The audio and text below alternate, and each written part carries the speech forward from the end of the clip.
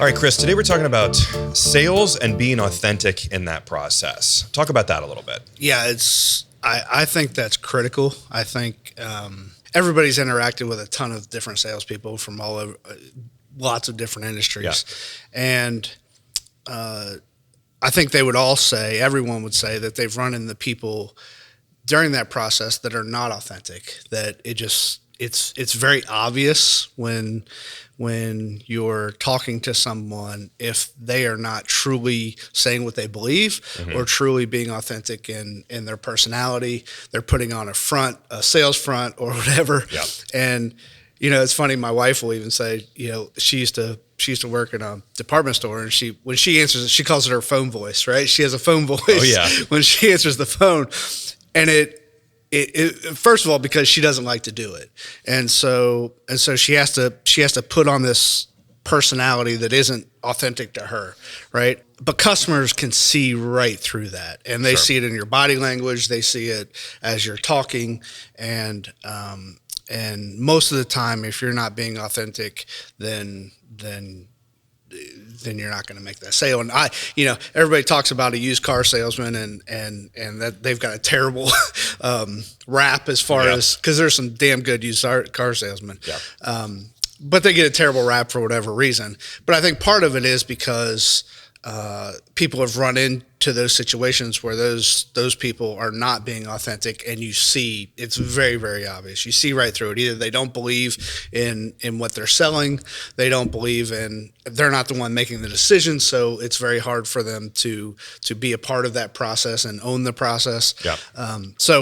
And that doesn't mean you have to be part of making the decision, because you could be a salesperson for a company that somebody else is actually making the final deal or whatever. But you have to believe in it. You have to believe in the person that's actually going to be a partner with you in that process, and believe in the entire process in order for to be successful really in that sales process completely. You may sell some, but you're not going to sell as much as you could if you're not being authentic. Sure. Is authenticity, being authentic, is it something you're born with, or is it something you can kind of grow and work on? Like if you're struggling and you're feeling like what you're doing isn't coming off as authentic, is that something you can work on?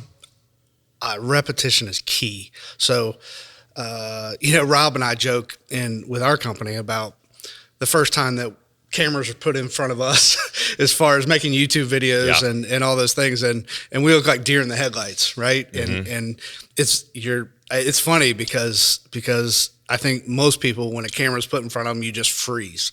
And now I'm so used to it because I've done it so many times that I can just be me. Sure. And Rob's become the same way. It took 3 to 6 months, and then and then now it's no big deal. Sales is the same way, right? Your first couple are going to be so uncomfortable. Your first couple calls, and I mean, if you're not a born natural salesperson, which I am not, then your first initial calls are going to be very, very uncomfortable. But the more you do it, the more you get relaxed, and the more you can be successful at it. Yeah. Role play also helps. So taking somebody in the company and just practicing over and over again. When we do these. Speaking in front of people is not one of my strong suits. So when we do these presentations and in my career, I've had to speak in front of a lot of people, and it just takes practice, right? When we go do those things, I practice for hours and hours and hours as far as preparing for those presentations, because what looks like, and I'm sure everybody watching doesn't know I practice that much because it's not great, but it's a lot better than it would have been. Yeah, it pays off.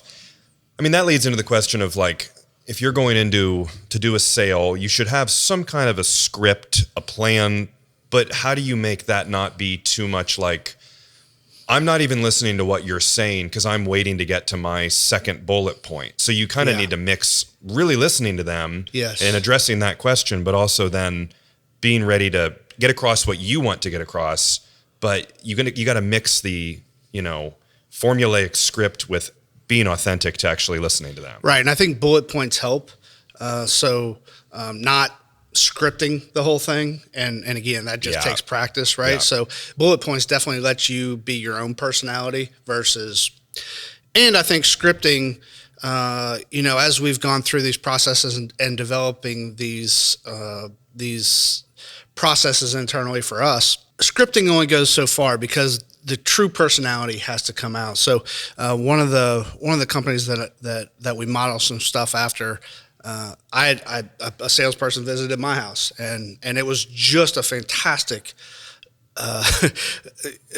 call, and he was spot on. He knew exactly what he was doing. I could tell it was very practiced, and he was just good at his job. And he cared about what I wanted. He cared about the whole process. So I called the company and said, "How do you do this?" And so they got me started, and I've continued to educate myself. But the reason I'm telling you that is because out of that, there's some personalizing that you have to do to the whole thing so you can be authentic, right? If you're reading somebody else's script, just like if you're doing somebody else's presentation in front of 200 people, if somebody else wrote the presentation, it's extremely hard to do. Yeah.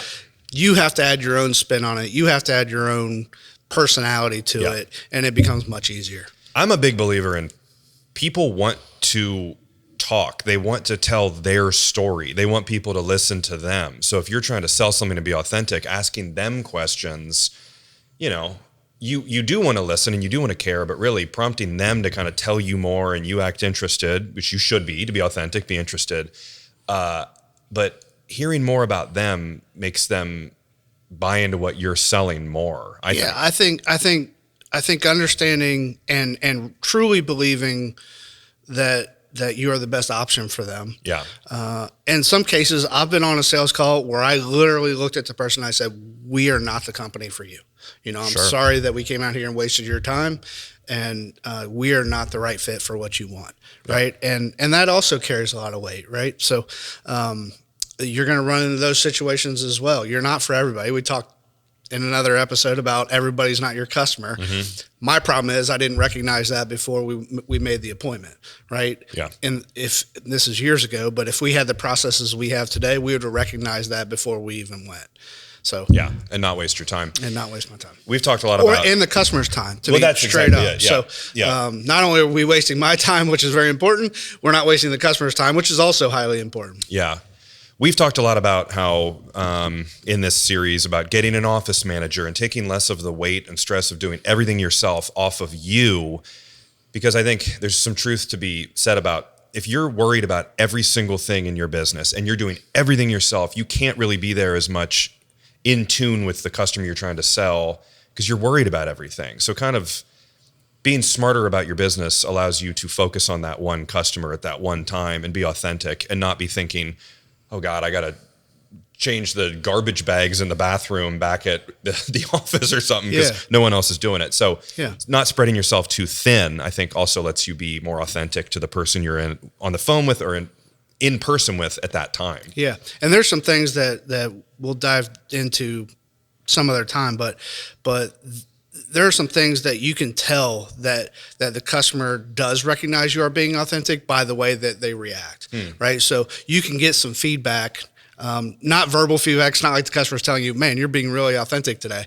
It's different ways that you can tell that the customer's reading your personality and your authenticity because they will do certain things in those scenarios, and then you're on your way to a good relationship and a good partnership with the customer. More of a banter, kind of a friendship. It seems like the more you work with someone, you grow a relationship, or you kind of like speak with each other differently than you do the first time. There'll be different signs, and again, with there's lots of things that we don't have time for, but one of the things is they'll invite you into the house where we're an outdoor company, and if they invite us into the house, then we know that we've made a connection and probably are going to make that sale, to be straight up with you. But there's lots of other things that are clues like that that can lead you into how well that process is going with that customer. Sure. I think a lot of this is like human nature. It's like you can tell when you're talking to someone. And I think it's cool too that every call, every sales meeting you go to is an opportunity to get better. No matter what you're doing is an opportunity to learn a little bit, get better each time. And if the call you're on right now, you go, that didn't really quite work. do it differently on the next one and grow to be better for the next call. Yeah, and analyzing why it didn't work. I mean, maybe why it didn't work is the customer and your offering was just such a mismatch that culturally or price or lots of different reasons that it was never going to work. Yeah. Right. I've been on some of those calls where personality wise we got along fine. The fit of customer and vendor was not a good one. Sure. And so we didn't make the sale. Yeah, that makes sense. So let's talk about the initial conversation, kind of some real deal. This is something to do when you're out there in the field. The first conversation. Yeah. Tips on that. All right. So let's go over a situation that you had here where a salesperson visited the company. Yeah, I know right? what you're talking about. So, yeah, right. And this happens a lot. And this goes back to probably very early in his career, right? Yeah. Not probably in the first several sales calls that person made. Yeah. And, people know you're a salesperson, right? You don't, and to pretend that you're not trying to sell something. And that doesn't mean that you're not providing value to the customer, because to sell something, you absolutely are. Yeah. But if you're going to come out of the gate and say, hey, how's your day? Or something like that, I like to get right to it, right? Yeah. You know why I'm here. I know why I'm here. Let's not joke around let's not hide the fact your time is valuable. My time is valuable. Yeah. Let's get right to the situation why we're here versus the example is that my office is, you come in the door, I'm the first one you see in the back of the office. Guy comes in, very nice, but it's close to Thanksgiving, and it's, hey, do you like sides or turkey better? Instantly, it's like, dude, come on, which is fine, right. But it's a script. It's a icebreaker. It's I don't really trying to make an inauthentic connection. Yes. Right, is exactly what it came off as. And then it continued, and it kind of kept going, and then it's like, it was really like, what do you need? Like, get to the point here, which just closes down all communication before it even starts, because that's a perfect example of, this was inauthentic. You don't care what I'm saying. I don't care what I'm saying about. Right. You know, I was like, he could care less about what your answer is. Yeah. Mashed potatoes. Exactly. Like, who cares? Exactly. So. Exactly. Versus if he would have just come in and said, hey, let me tell you, give me 10 seconds and I'll tell you why I'm here and what it can do for you. Yeah. Right? Yeah. Okay. Tell me. 10 seconds. Go. I do like, though, on that, though, when people come in and go, wow, this is awesome. How long have you guys been here? There's a little bit more natural way of, if it's authentic. If it's authentic. If you really believe that, then that's fine to say. Yeah. Right? If you walk into every place and say that, they're going to be like, yeah, this place is a dump. Like, what do you, like, yeah. We know that's not real. Yeah. Right? Yeah. It has to be, it has to be authentic. I mean, would it have been good for me to tell, like, I'm not going to tell that guy, hey, what you're saying right now is authentic. He'll need to learn, but he'll learn. Your customer doesn't really give you feedback on, hey, some might say, hey, the feedback is his sales were zero. I promise you. Yeah. Right. Yeah. That's the feedback. And somebody, I'm sure, mentored him into starting that conversation off that way or something, or he read it somewhere. Very old school. Very old school. You have to be authentic. You have to be. Yeah. And from there, you'll be much more successful. Like me, I'm not a great salesperson. I'm really not. I'm authentic when I go to visit customers, and I get excited about what we do, and they see that in my body language, and they see that throughout my entire process of talking to them, and they feed off of that excitement, right? And that's where it gets fun. Like, we've been in here in the showroom, and I'm showing people around, and then you'll kind of come back and they'll ask a question, and then you'll go like, I don't think you'd want that. That's probably not going to be the best fit for you. And it's like, I wouldn't think to say that, because part of me is like, no, we should sell lights. We should do this. But you're more along the lines of, which is great, is like, that's not going to be the best fit for you. And they appreciate that. Yeah. So really it's if it's not the best fit for them, then don't try and, round hole, square peg, kind of make it fit the wrong way.